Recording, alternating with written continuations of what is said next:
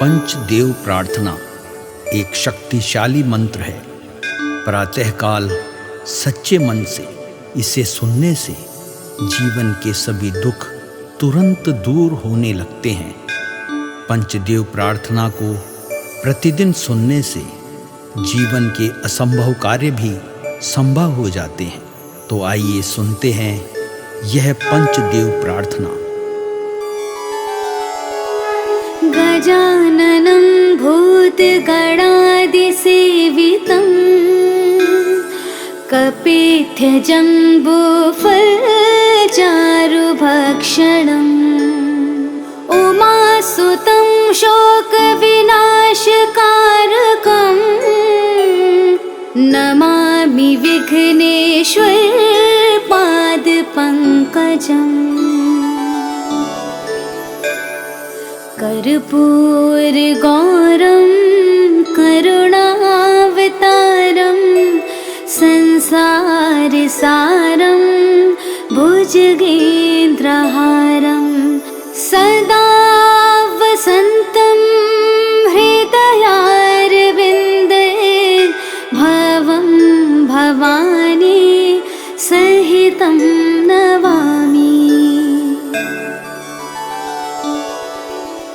शान्ताकारं भुजगशयनं पद्मनाभं सुरेशं विश्वाधारं गगनसदृशं मेघवर्णं शुभांगं लक्ष्मीकान्तं कमलनयनं योगिभिर्ध्यानगम्यं वन्दे विष्णु भवभयहरं सर्वलोकैकनाथम्।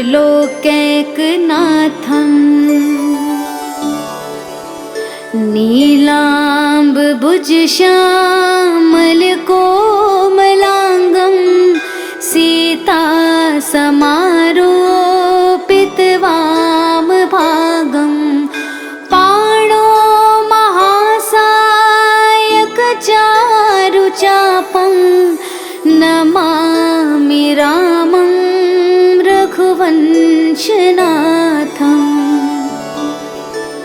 मनोजवं मारुततुल्यवेगं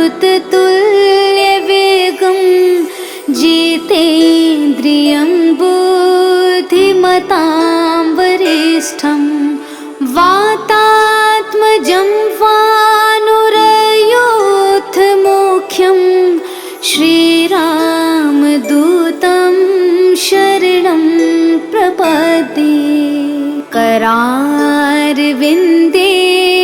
पादारविन्दं मुखारविन्दे विनिवेशयन्तं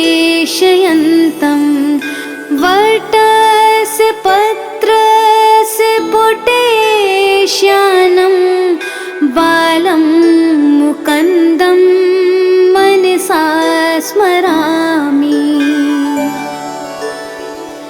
या देवी सर्वभूतेषु शक्तिरूपेण संस्थिता नमस्तस्यै नमस्तस्यै नमस्तस्यै नमो नमः। नीलाञ्जनासमाभासं रविपुत्रं यमाग्रजं छायामार्तण्डसम्भुतं तं नमामि शनैश्चरम्। गजाननं भूतगणादिसेवितं कपित्थजम्बूफलचारुभक्षणम् उमासुतं शोकविनाशकारकम् नमामि विघ्नेश्वर पादपङ्कजम्। कर्पूरगौरं करुणावतारं संसारसारं भुजगेन्द्रहारं सदा वसन्तं हृदयारविन्दे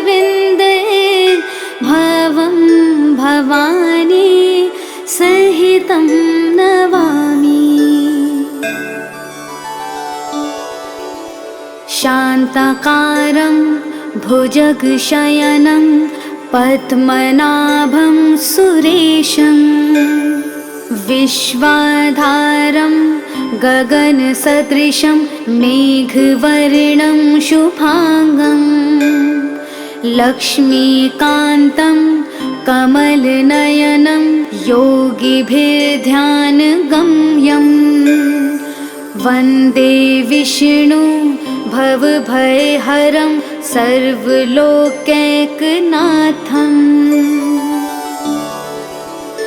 नीलाम्बुजश्यामलकोमलाङ्गं सीतासमारोपितवामभागं पाणो महासायकचारुचापं नमामि रामं रघुवंशनाथम् मनोजवं मारुततुल्यवेगं जितेन्द्रियं बुद्धिमतां वरिष्ठं वातात्मजं वानुरयोधमुख्यं श्रीरामदूतं शरणं प्रपद्ये करारविन्देन पादारविन्दं मुखारविन्दे विनिवेशयन्तं वटस्य पत्रस्य पुटेश्यानं बालं मुकुन्दं मनसा स्मरामि। या देवी सर्वभूतेषु शक्तिरूपेण संस्थिता नमस्तस्यै नमस्तस्यै नमस्तस्यै नमो नमः। नीलाञ्जनासमाभासं रविपुत्रं यमाग्रजं छायामार्तण्डसम्भुतं तं नमामि शनैश्चरम् गजाननं भूतगणादिसेवितं कपिध्वजम्बूफलचारुभक्षणम् उमासुतं शोकविनाशकारकम् नमामि विघ्नेश्वरपादपङ्कजम् कर्पूरगौरं करुणावतारं संसारसारं भुजगेन्द्रहारं सदा वसन्तं हृदयारविन्दे भवं भवानी सहितं नमामि। शान्ताकारं भुजगशयनं पद्मनाभं सुरेशं विश्वाधारं गगनसदृशं मेघवर्णं शुभांगं लक्ष्मीकान्तं कमलनयनं योगिभिर्ध्यानगम्यं वन्दे विष्णु भवभयहरं सर्वलोकैकनाथं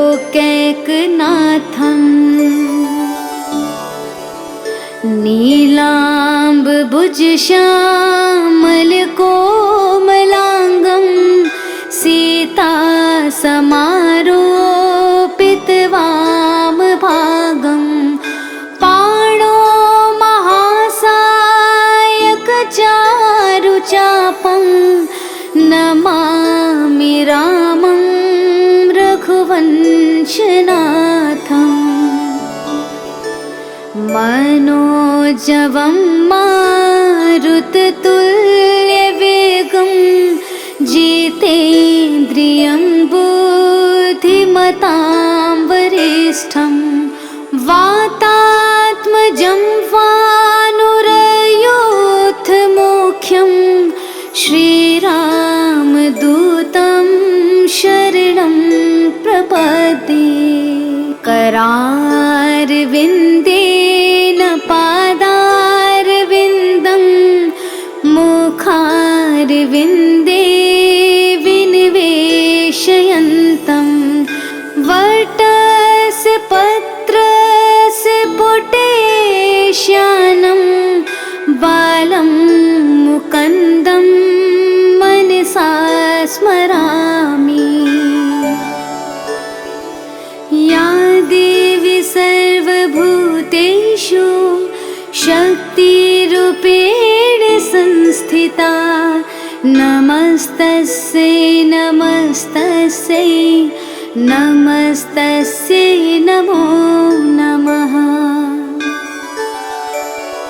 नीलाञ्जनासमाभासं रविपुत्रं यमाग्रजं छायामार्तण्डसम्भूतं तं नमामि शनैश्चरम्।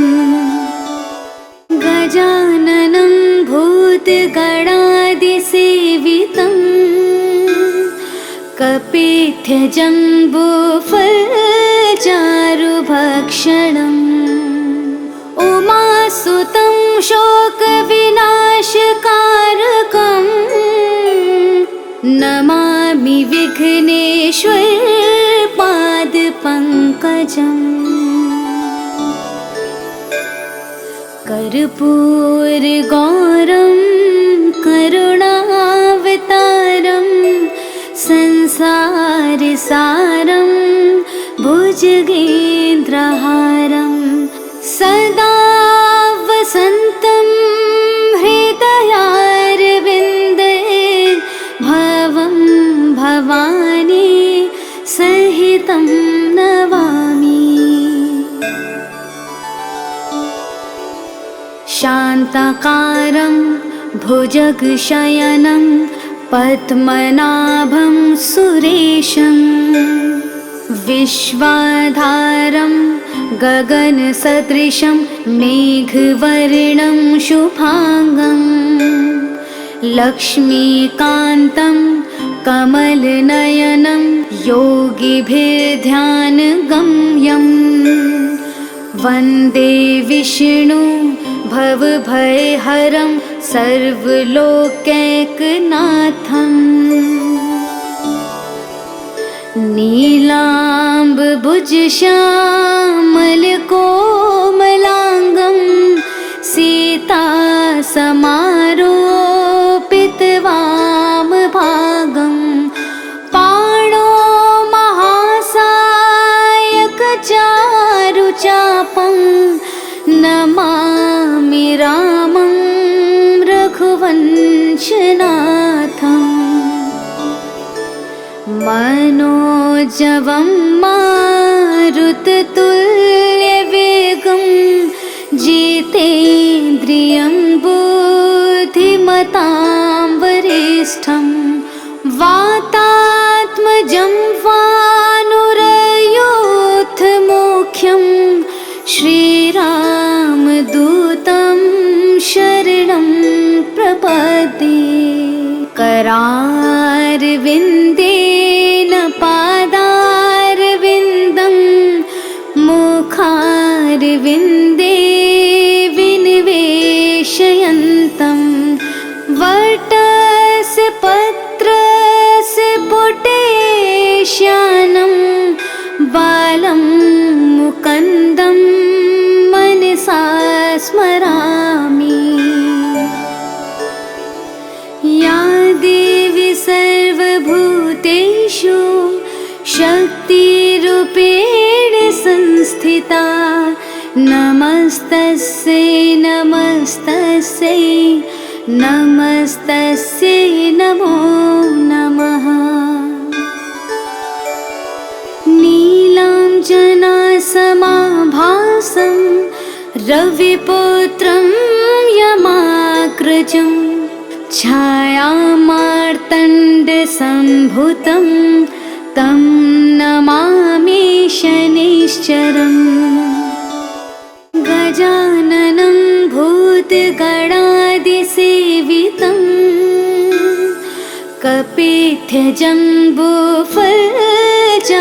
कपित्थजम्बूफलचारुभक्षणम् उमासुतं शोकविनाशकारकम्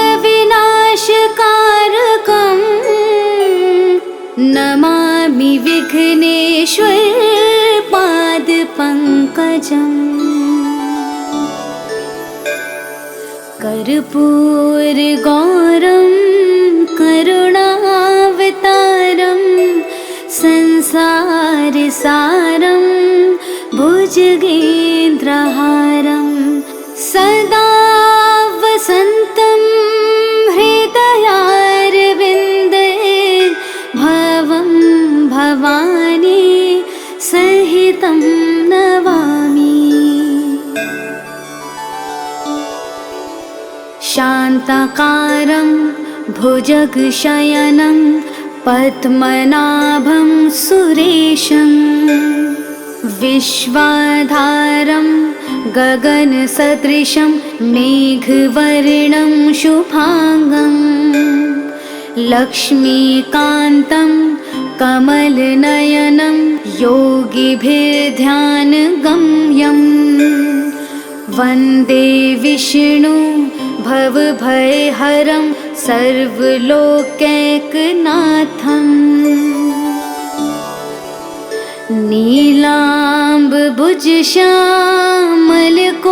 नीलाम्बुजश्यामलकोमलाङ्गं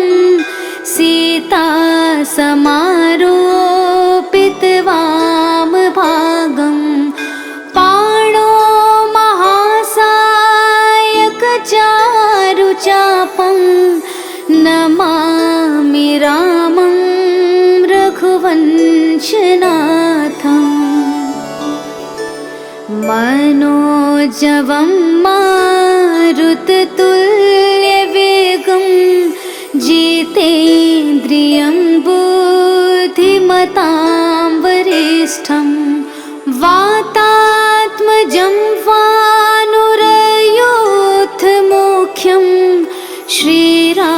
श्रीरामदूतं शरणं प्रपद्ये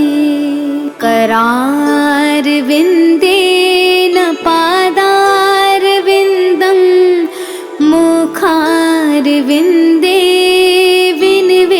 विनिवेशयन्तं वटस्य पत्रस्य पुटेश्यानं बालं मुकुन्दं मनसा स्मरामि या देवी सर्वभूतेषु शक्तिरूपेण संस्थिता नमस्तस्यै नमस्तस्यै नमस्तस्यै नमो नमः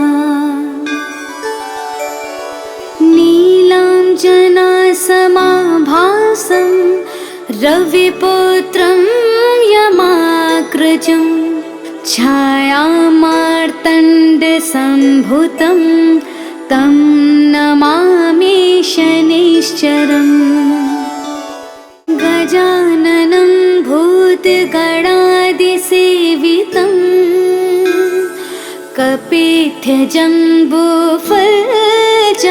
कपित्थजम्बूफलचारुभक्षणम् उमासुतं शोकविनाशकारकम् नमामि विघ्नेश्वर पादपङ्कजम्